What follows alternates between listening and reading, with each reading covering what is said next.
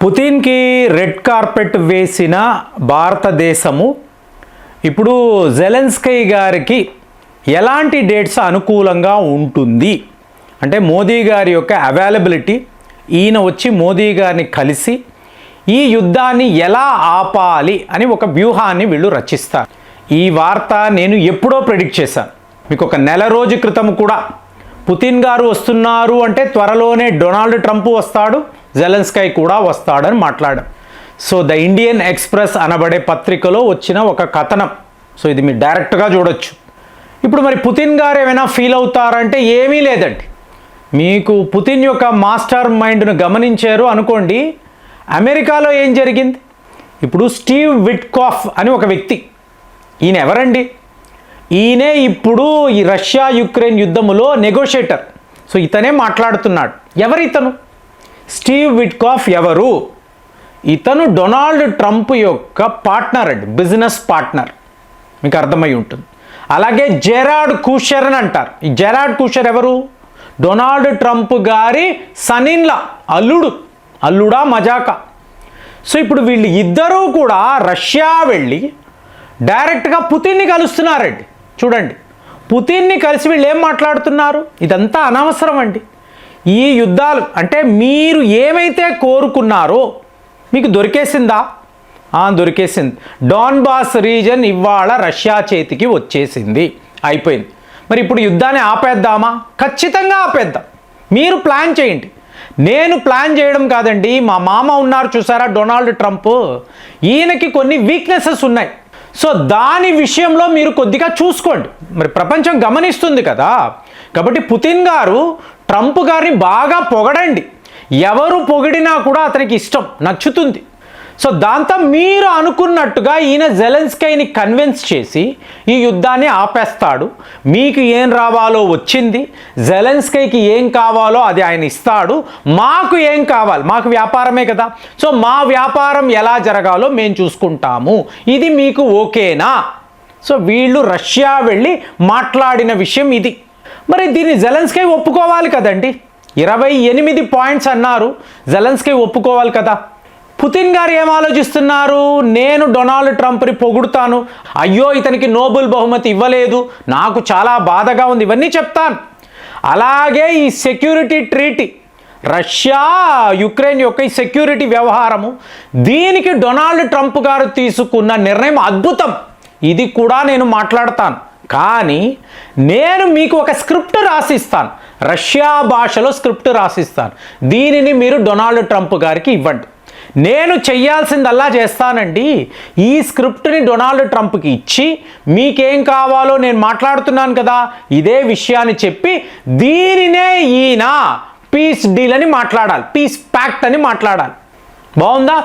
So ఇప్పుడు Donald Trump మాట్లాడేది Vladimir Putin ఇచ్చిన స్క్రిప్ట్ అండి. అందుకే వీళ్ళు ఇంకా ఆక్రమించుకొని స్వాధీనము చేసుకొని ప్రాంతాలను కూడా రష్యాకు ఇచ్చేయండి. డొనాల్డ్ ట్రంప్ చెప్తున్నాడు. రష్యా వాళ్ళు చాలా క్లియర్గా ఉన్నారు, వాళ్ళకి చెందని భూభాగాన్ని కూడా వాళ్ళకి ఇవ్వాలి. జెలెన్స్కీ నీకు ఇది ఓకేనా? దాంతో ఇప్పుడు జెలెన్స్కీకి ఆప్షనే లేదు. ఏం చేశాడు? నేరుగా యూరోప్ వెళ్ళాడు. ఈ యూరోప్ నాయకులను కలిశాడు. చూడండి, వీళ్ళు కలిసిపోయారు. ఇవాళ రష్యా అమెరికా కలిసి యుక్రెయిన్ని పంచుకోవాలనుకున్నారు. ఈ డాన్బాస్ రీజన్ అంతా కూడా రష్యా వాళ్ళదే, వాళ్ళకు ఇచ్చే సైలెంట్గా ఉండు, నీకేం కావాలో నేను చేస్తాను అని అంటున్నారు. దీన్ని నేను ఎలా ఒప్పుకుంటాను? ఇప్పుడు ఆల్రెడీ యూరోప్ వద్ద డబ్బులు తీసుకున్నాడు కదండి. తీసుకున్నవాడు మరి వాళ్ళు అడుగుతారు కదా, వాళ్ళకి జవాబు చెప్పాలి కదా. అది జెలెన్స్కీ ప్రాబ్లం. కానీ ఇప్పుడు భారత్కి ఎందుకు వస్తున్నాడు? ఇప్పుడు మనకి ఇలాంటి వ్యవహారాలు లేవు కదా, మనకు ఏమీ లేదు. చాణక్య నీతి ఏంటి, దాని ప్రకారమే మనము ఈ ప్రాబ్లంకి సొల్యూషన్ వెతుకుతాం. కాబట్టి జెలెన్స్కీకి కూడా అనువైన డేట్స్ ఇచ్చి మోదీ గారు మాట్లాడతారు. పుతిన్ని నేను ఇలా సెట్ చేశాను, ఈ వ్యవహారాలు చెప్పాను, నీకు టాప్ ప్రయారిటీ ఏంటి? నువ్వు జైలుకి వెళ్ళకూడదు, అంతే కదా. అలాగే అక్కడ ఎన్నికలు నిర్వహించి మళ్ళీ అంతా కూడా న్యూ నార్మల్ చేసుకో.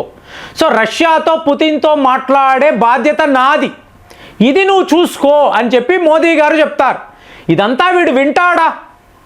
సో ఇక్కడ ఒక ట్విస్ట్ ఉందండి. ఇప్పుడు ట్రంప్ గారు ఏం చేస్తారు అంటే నీకు ఏం కావాలి, రష్యాకి ఏం కావాలో వాళ్ళకి తెలుసు, ఇచ్చేస్తున్నాను. ఇప్పుడు ఇది మొత్తము చూసారనుకోండి, 30 ట్రిలియన్ అమెరికన్ డాలర్స్ వ్యవహారం అండి. అంటే అమెరికా యొక్క ఆర్థిక వ్యవస్థ కన్నా డాన్బాస్ రీజన్లో ఉండే రేర్ ఎర్త్ మెటల్స్, మీకు అలాగే లిథియం, సో ఇదంతా చాలా కాస్ట్లీ. సో ఇప్పుడు ఇక్కడ మీకు రష్యా వాళ్ళు ఏమంటున్నారు, ఒకవైపు భారత్ మీరు మా దేశంలోకి రండి, దీని మీద మీరు ఎలాంటి మైనింగ్ చేసుకోవాలో చేసుకోండి. అలాగే అమెరికాను కూడా అమెరికన్ పార్ట్నర్స్ అంటున్నాడు, ఎవరు, పుతిన్ గారు. అమెరికన్ పార్ట్నర్స్ మీరు రండి, వ్యాపారం చేసుకోండి, మనం పంచుకుందాము. సో ఇందులో ఒక వాటా జెలెన్స్కీకి కూడా ఇచ్చేద్దాము, ఇదే డీల్ అండి. సో ఇది వీళ్ళు చెయ్యగలిగారు అనుకోండి, వెంటనే జెలెన్స్కీ కూడా యుద్ధాన్ని ఆపేస్తాడు. కానీ ప్రాబ్లం ఎక్కడొస్తుంది, డీప్ స్టేట్. ఇప్పుడు బ్లాక్ రాక్ వాళ్ళు కొన్ని వేల కోట్లు జెలెన్స్కీకి ఇచ్చున్నారు, ఏది, యుక్రెయిన్ని పొందడానికి. మరి వాళ్ళకేం జవాబు చెప్తాడు? యూరోప్ యూనియన్కి సంబంధించిన నాయకులు బోల్డ్ అంతా పెట్టుబడులు ఏది జెలెన్స్కీని నమ్ముకొని పెట్టి ఉన్నారు, వాళ్ళందరికీ జవాబు చెప్పాలి కదా. మార్గం ఏమిటి? ఇక్కడే మళ్ళీ డొనాల్డ్ ట్రంప్ వీళ్ళందరినీ కొనిపడేద్దాము అంటాడు, మొత్తం అందరినీ.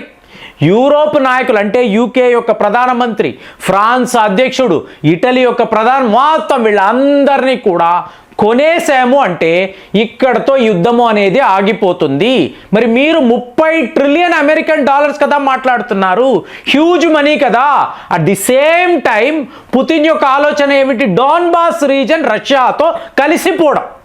సో ప్రజలు హ్యాపీ, అక్కడ ఉండే అతి ముఖ్యమైన రేర్ ఎర్త్ మెటల్స్ దొరికేస్తాయి, అమెరికాను ప్రసన్నము చేశాడు. అలాగే జెలెన్స్కీతో ఒక వ్యాపార లావాదేవీ సర్వము క్లియర్ అయిపోతుంది. సో ఇప్పుడు ఇది జరగాలి అంటే జెన్యూన్గా యుద్ధాన్ని ఆపాలండి. జెన్యూన్గా యుద్ధాన్ని ఆపాలి అంటే భారత్ యొక్క అవసరము. మోదీ గారు మధ్యలో కూర్చొని పుతిన్తోనూ మాట్లాడారు, జెలెన్స్కీతోనూ మాట్లాడారు. ఫైనల్గా ఈ ఒప్పందాల ప్రకారము ఈ యుద్ధము ఆగిపోయింది. ఫ్రెండ్స్, ఒక్క విషయం గుర్తుపెట్టుకోండి, మనం ఇప్పుడు డిసెంబర్లో ఉన్నామండి. యూరోప్లో చలి ఏమిటి అందరికీ తెలుసు.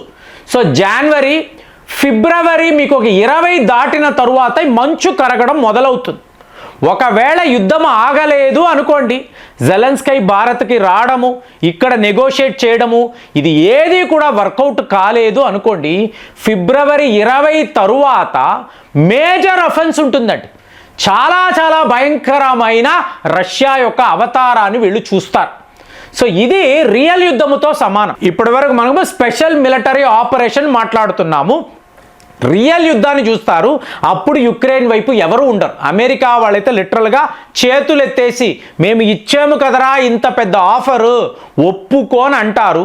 మరి జెలెన్స్కీ యూరోప్ నాయకులను, ఈ డీప్ స్టేట్ నాయకులను ఎలా మేనేజ్ చేస్తాడు? వీడు ఎంత డబ్బు అడిగినా కూడా రష్యా అమెరికా వాళ్ళు ఇవ్వడానికి సిద్ధమండి. ఎందుకంటే టోటల్ యుక్రెయిన్ దేశమే ఇవాళ అమెరికా చేతికి వచ్చేస్తుంది. పుతిన్ గారు ఒప్పేసుకున్నాడు, డోన్బాస్ రీజన్ నాది, యుక్రెయిన్లో నీకు ఏం కావాలో తీసుకో, జెలెన్స్కీతో మాట్లాడుకో. అలాంటి ఒక ఒప్పందాన్ని, ఇంకా చెప్పాలంటే రష్యా యొక్క ఫ్రోజన్ అసెట్స్ దానిని కూడా నువ్వు తీసుకో. ఎందుకంటే 30 ట్రిలియన్ అమెరికన్ డాలర్స్ వస్తున్నప్పుడు ఇదంతా నథింగ్ కదండి. ఇది పుతిన్ యొక్క మాస్టర్ మైండ్. దీనికి ఇవాళ మోదీ గారు సెంటర్ స్టేజ్లో ఉండి ఈ వ్యవహారం అంతా నడిపించాలి. ఇదే ప్లాన్. ఇది వీళ్ళు చెయ్యగలిగారు అనుకోండి, మీకు యుద్ధం ఆగిపోతుంది. సో వాళ్ళు ఎంతెంత సంపాదించుకున్నారు అది వేరు, కానీ భారత్లో మోదీ నెగోషియేట్ చేయడం వలన ఈ యుద్ధము ఆగిందన్న మాట ఉంది చూసారా, రేపు చరిత్రలో నిలిచిపోతుంది. కాబట్టే మనం పుతిన్ గారు అలా వెళ్ళారు. మీకు జెలెన్స్కీ వెంటనే నువ్వు భారత్కి రా, మనం మాట్లాడదాం, పుతిన్ని మేము సెట్ చేసేసాము. ఇదంతా స్క్రిప్ట్ ఎవరిది? వ్లాదిమిర్ పుతిన్, నరేంద్ర మోదీదే. కానీ జెలెన్స్కీని అలాగ వీళ్ళు క్లియర్గా ఎలా సెట్ చేయాలో చేసి ట్రంప్కి ఏం కావాలో ఇచ్చి ఈ యుద్ధాన్ని వీళ్ళు క్లోజ్ చేస్తారు అనేదే నా అంచనా, నా అనాలిసిస్ ఇలాగే ఉంది. మరి మీరు ఏమో ఆలోచిస్తున్నారు? జెలెన్స్కీ భారత్ వచ్చిన తరువాత ఈ మార్పులు ఎలా ఉంటాయి మీరు ఊహించగలరా? కామెంట్స్లో రాయండి. మళ్ళీ వచ్చే వీడియోలో కలుద్దాం. జై హింద్.